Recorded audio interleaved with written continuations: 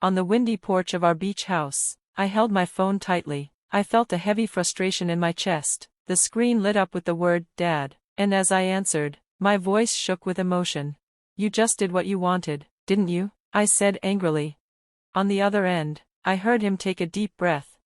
Ava, he said slowly, his voice serious, I thought you'd understand. Sophia needs money. If we don't help her with her debt, well, families are supposed to support each other, right? His words made me scoff. Here we go again, using the family excuse. I muttered. I'm Ava Moore. I've always been in the shadow of my younger sister, Sophia. Our parents adore her and often forget about me.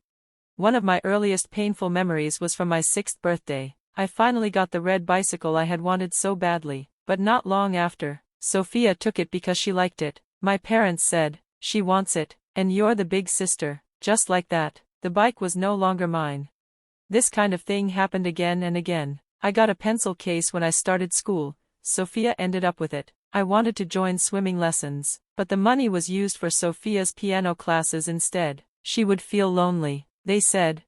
My achievements in school were ignored. Even when I did well in sports or academics, my parents paid more attention to the smallest things Sophia did. When I got into my dream university, they barely reacted, but when Sophia did well on a practice test, they celebrated. Even a dinner meant to celebrate me somehow ended up being all about Sophia. During holidays, she got expensive gifts, while I received basic things I needed. By the time I started university, I had emotionally distanced myself from my family. That's when I joined the windsurfing club and met Charles. He was the team captain, skilled and confident, while I was new and struggling. He treated me kindly and made me feel like I could be more than just Sophia's older sister. Standing on that porch, phone in hand, the sea breeze around me, I thought about how far I'd come, and how much farther I had to go to truly be free from my sister's shadow. I remembered struggling in the ocean, exhausted and close to giving up, but Charles reached out his hand and smiled. Everyone starts this way, he said gently. I fell all the time when I was new too. His words felt like a life raft in a sea of challenges. One evening, at the end of windsurfing camp, I was in the water, trying hard to stay on my board but kept falling. Ava, the wind is changing, Charles shouted from the shore. Then suddenly, everything clicked, the wind, the waves, the board. I was riding the waves. My teammates cheered, but what made me happiest was seeing Charles smiling at me. Don't tense up, he said, feel the waves and move with them. His advice meant so much. It was different from how my parents treated me, always cold and focused only on Sophia. Ava, you've got real talent, Charles told me once, proud of how I connected with the ocean. I wasn't just drawn to his coaching, I loved his kindness and his playful personality. A few months later, we started dating. After university, we turned our shared love for the ocean into a career. We started a marine sports import business. People, especially my parents, doubted us. They were strongly against it, but Charles and I worked hard. We raised money through part-time jobs and loans from his family. Our first office was a small apartment with used furniture. This is our starting line, Charles joked, and we laughed together, excited for what was ahead. Finding business partners wasn't easy. People didn't take us seriously, but we kept going, attending events, meeting athletes, and earning trust. Our big break came when a company in New Zealand signed us as their exclusive distributor in the US. That night, we celebrated in our little office with cheap sparkling wine and snacks. That was the real beginning of our journey. My dad didn't think our business would last. My mom still cared more about Sophia, who had dropped out of school and had no clear goals. She wanted me to help Sophia financially. But Charles stood by me, always supportive. If it's the two of us, we can do it, he said with confidence. We worked hard. Our business, once in a tiny warehouse, is now well known in the industry. 6 years ago, we finally bought our dream vacation home, a sign of how far we'd come. It sat on a hill, surrounded by trees, with a beautiful ocean view. This is the one, Charles said, and I felt it too. My parents didn't approve. They thought the house was a waste of money and still didn't respect the life I was building, but it didn't matter. This house represented our dreams.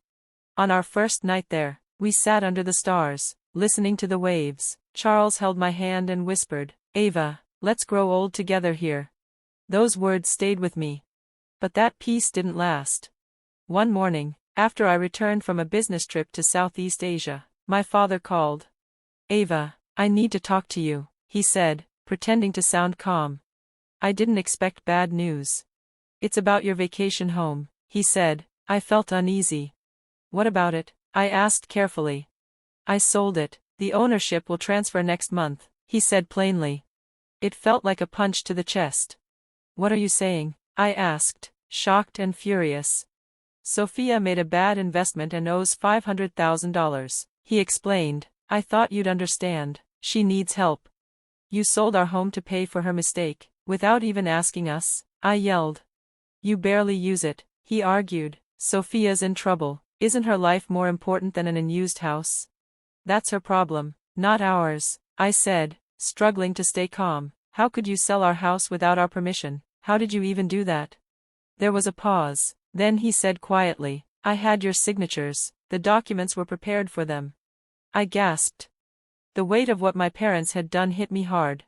"This is fraud," I said firmly. "Selling the house without our permission is a crime." "Don't be silly, Ava," my father snapped. "How can you call this a police matter? We're family."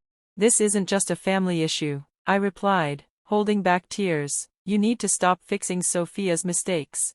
I hung up the phone, and the sound of the ocean filled the silence. The breeze cooled my face, but my heart was still burning. This house, which Charles and I had worked so hard for, had become part of a painful betrayal. "Yes, we're family," I whispered to myself, "and that's exactly why I need to report what you did." I stood there quietly, letting the ocean's sound calm me. I was still in shock. My parents had gone too far for Sophia. Again, maybe I should have acted sooner, but this was the last straw. I walked back inside the house, trying to process everything. An hour later, my phone rang. It was Charles. "Ava, are you okay?" he asked gently. "I just spoke with my dad," I said, trying to stay calm. "I talked to the buyer," Charles told me. "He's actually a college friend of mine." Once I explained what happened, he canceled the deal. Relief flooded over me. "Thank you, Charles," I whispered. "And there's more," he added. "The police found the fake documents your parents used." That news hit hard. "How could they do that?" I asked quietly. "Charles came to the house that evening. When he saw me, he wrapped me in a hug." "Are you okay?" he asked. I couldn't hold it in anymore. I cried. "Why would they do this? Just because of Sophia?" Charles gently stroked my hair. "You did the right thing. I'm proud of you," he said. The next day, the police launched a full investigation. My parents were questioned for attempted fraud. My mom kept trying to call me, but I couldn't pick up. A week later, Charles and I sat outside, watching the sunset. The waves crashed in the distance, calming me. "Do you remember when we found this place?" he asked. I did. It was old but perfect. We had spent so much time fixing it up, painting, repairing, even arguing while renovating. Every corner held a memory. Charles held my hand. "Whatever comes next, we'll face it together." I nodded. I knew my relationship with my parents might never heal, but I could live with that. This was my life now, my future, with Charles. As the police kept digging, they found more lies. My parents knew Charles and I owned the house together but tried to sell it anyway. They even told the real estate agent we were moving overseas and couldn't manage the property. Even worse, my mom had spread rumors in the neighborhood that Charles and I were in debt and they had to rescue us. All of it was to cover up for Sophia's failures. But Charles and I stood strong. We had each other. During questioning, my mom confessed that Sophia's debt had grown to $500,000. They had sold land and drained their savings, but it wasn't enough. That's why they tried to sell our house. She said Sophia wasn't at fault, she was just naive and not as clever as Ava. Even the police officer looked shocked by her excuses. I didn't know how to feel. I was angry, hurt, and tired, and then Sophia called me. "How could you report our parents to the police?" she shouted. "That's so cruel." I stayed calm. "Sophia, they tried to sell our home to cover your debt. That's illegal." "But we're family." "I'm struggling," she argued. "It's time you took responsibility," I said, then hung up, completely drained. Sophia had always been spoiled. While I worked hard in school and built a business, she wasted money, partied, and relied on our parents to fix everything. It started with a $5,000 loan she blew on shopping. Then she spent her tuition money on travel and clothes, $60,000 gone. Dad covered it. Then she got scammed by a man she met while working part-time and lost $69,000 more. Whenever I spoke up, my parents defended her. Sophia just lacks experience, they'd say. You're lucky, Ava, you should help. She eventually dropped out of college, and now her debt had exploded to over $800,000. Even as our parents' finances crumbled, they kept protecting her, and when I launched my business, they begged me not to join a real company. They told me, you need to help Sophia too. But I had already broken free from that cycle. With Charles by my side, we built a business and a life that mattered to us. The vacation home was part of that. Every memory, every sacrifice, ours. My parents nearly took it all away. Charles said something that stayed with me. Maybe they never really accepted what we've built. He was right, but that didn't matter anymore. This was our life. Charles smiled at me, and I knew, whatever happened next, we were ready.